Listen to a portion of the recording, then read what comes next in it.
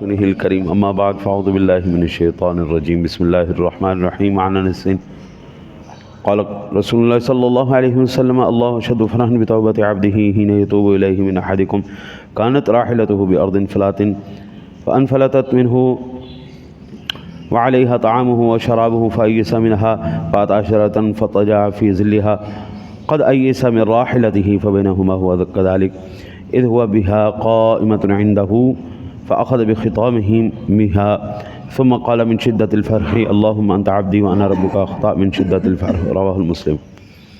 حضرت انس رضی اللہ تعالیٰ عنہ سے روایت ہے، اس کو امام مسلم نے نقل کیا ہے۔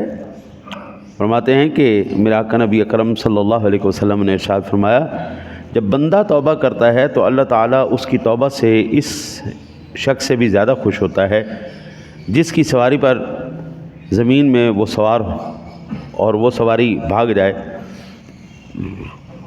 اس پر اس کا کھانا پینا ہو، اس سواری سے مایوس ہو کر کسی درخت کے نیچے پہنچے، اپنی سواری سے مایوس ہو کر درخت کے سائے میں لیٹ رہے اور وہ اس حال میں ہو کہ ناگاہ اس کی سواری اس کے آس پاس اس کے پاس آ کے کھڑی ہو جائے، وہ اس کی مہار پکڑے، پھر انتہائی خوشی میں یوں کہے اور یہ کہہ بیٹھے الہی تو میرا بندہ میں تیرا رب، بہت خوشی سے بندہ خطا کر گیا۔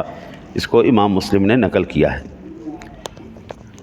یعنی اللہ تعالیٰ بندے کی توبہ سے بہت زیادہ خوش ہوتا ہے، جب بندہ توبہ کرتا ہے اللہ تعالیٰ بہت زیادہ خوش ہوتا ہے۔ اللہ اشد فرحا بتوبۃ عبدہ، اللہ تعالیٰ بندے کی توبہ سے بہت زیادہ خوش ہوتا ہے۔ یہاں پہ ایک بات میں آپ کو عرض کروں، اللہ تعالیٰ غمی سے، خوشی سے، اللہ تعالیٰ تنزل سے، اللہ تعالیٰ کیفیات سے پاک ہے۔ یہ خوشی، یہ غمی، یہ سردی، یہ گرمی، یہ سارے معاملات، یہ ساری کیفیات ہماری ہیں، بندوں کی ہیں۔ اللہ ان کیفیات سے پاک ہے۔ ہم ہنستے ہیں، ہم روتے ہیں، ہم مسکراتے ہیں، یہ ساری کیفیتیں ہماری ہیں۔ تو پھر اس حدیث پاک میں یہ جو کہا گیا کہ اللہ اشد فرحا بتوبۃ عبدہ، اللہ تعالیٰ بہت زیادہ خوش ہوتا ہے، اس سے مراد کیا ہے؟ اس سے مراد اللہ تعالیٰ کی رضا ہے، اللہ راضی ہو جاتا ہے، اللہ کی رضا ہے۔ اور اصطلاحی فرحت و خوشی سے اللہ تعالیٰ پاک ہے۔ یاد رکھیے کہ رضا، امر، ارادہ، یہ تین الگ الگ چیزیں ہیں۔ رضا، امر، ارادہ، یہ تینوں چیزیں علیحدہ علیحدہ۔ مثلا اللہ تعالیٰ ہر بندے کے ایمان اور اس کے شکر کرنے سے اللہ راضی ہوتا ہے۔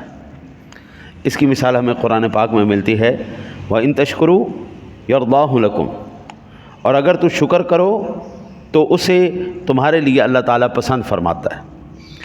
اور ہر شخص کو اس نے ایمان کا حکم دیا ہے، فرمایا آمنوا باللہ ورسولہ، اور ایمان رکھو اللہ اور اس کے رسول پر۔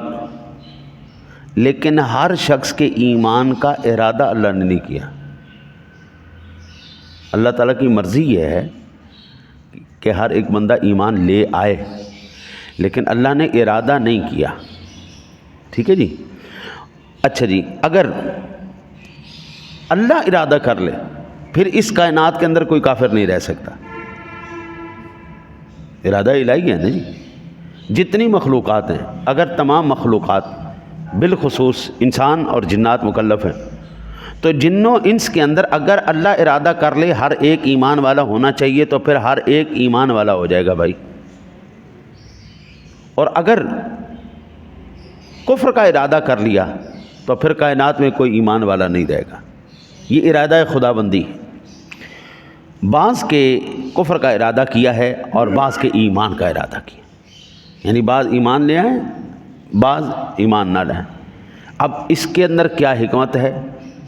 تو سادہ لفظوں میں اللہ وحدہ لا شریک جانتا ہے، اس کی کروڑوں حکمتیں ہیں کہ اللہ سونے نے کس کو ایمان عطا فرمانا ہے، کس کو نہیں عطا فرمانا۔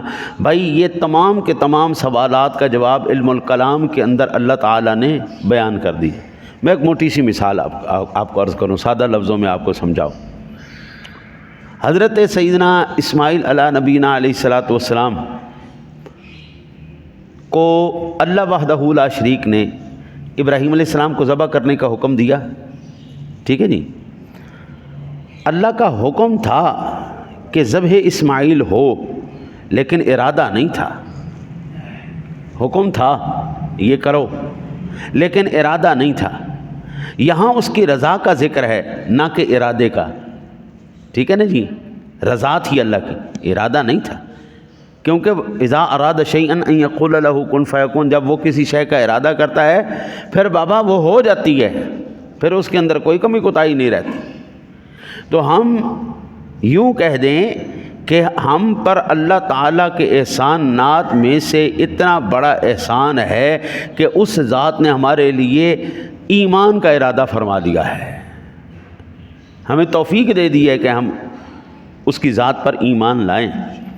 حضرت ہمارا ایمان لانا، دین سمجھنا سمجھانا، یہ ہر ایک کس و ناقص کی بس کی بات نہیں ہے۔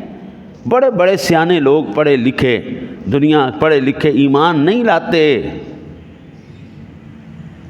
اربوں پتی ہیں، دنیا کی تعلیم کہاں تک پہنچی ہوئی ہے، چاند تک پہنچ چکے ہیں، لیکن سمجھ نہیں آیا تو دین سمجھ میں نہیں آیا۔ ہاں جی، اللہ تعالیٰ عشق اور ایمان ہر ایک کی سمجھ میں نہیں رکھتا۔ میں حضور کے اکثر گدھے شریف کا ذکر کرتا ہوں۔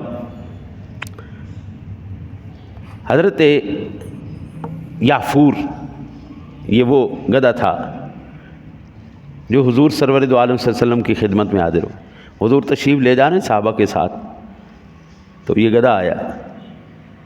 حضور تو ساری زبانیں جانتے ہیں، وما ارسلناک الا رحمۃ للعالمین وما ارسلناک الا کافۃ للناس۔ ہاں جی، تو کہنے لگا یا رسول اللہ صلی اللہ علیہ وسلم، میں اپنی نسل کا آخری گدھا ہوں، میں اپنی نسل کا آخری گدھا ہوں۔ یا رسول اللہ صلی اللہ علیہ وسلم، میری نسل پہ جتنے بھی بڑے میرے پرکھے گزرے ہیں، آباء و اجداد گزرے ہیں، ان تمام گدھوں کے اوپر اللہ کے نبیوں نے سواری کی ہے۔ ہماری نسل کو یہ اعزاز حاصل ہے کہ ہمارے اوپر کوئی عام بندہ سواری نہیں کرتا، جب بھی کی اللہ کے نبی نے کی ہے۔ یا رسول اللہ، میں اپنی نسل کا آخری گدھا ہوں۔ آپ رسالت رسولوں میں آخری رسول ہیں، ہاں جی، نسل رسالت میں سے آپ آخری رسول ہیں، میں آخری گدھا ہوں۔ یا رسول اللہ، آپ مجھے اپنی بارگاہ میں قبول نہیں کر لیتے؟ نوکری کا مجھے خدمت کے لیے قبول فرما لیں۔ آقا جی علیہ الصلوۃ والسلام نے اس گدھے کو قبول کر لیا۔ صحابہ کہتے اتنا سیانہ گدھا تھا، حضور سرور دو عالم صلی اللہ علیہ وسلم کی ذات گرامی جب اس گدھے کو کوئی حکم فرماتے، جاؤ صدیق اکبر کو بلا کے لاؤ، تو وہ گدھا جاتا، ان کے دروازے پہ جا کے ایسے ایسے ایسے سر مارتا، سر مارنے کے بعد جب باہر آتے اور دیکھتے کہ یافور آیا ہے، سارے سمجھ جاتے کہ حضور نے بلایا ہے۔ اتنا سیانہ گدھا۔ حضور سرور دو عالم صلی اللہ علیہ وسلم کی حیات مبارکہ ساری جب یہ آیا، اس وقت سے لے کے حضور کے وصال تک اس گدھے نے حضور کی خدمت کی۔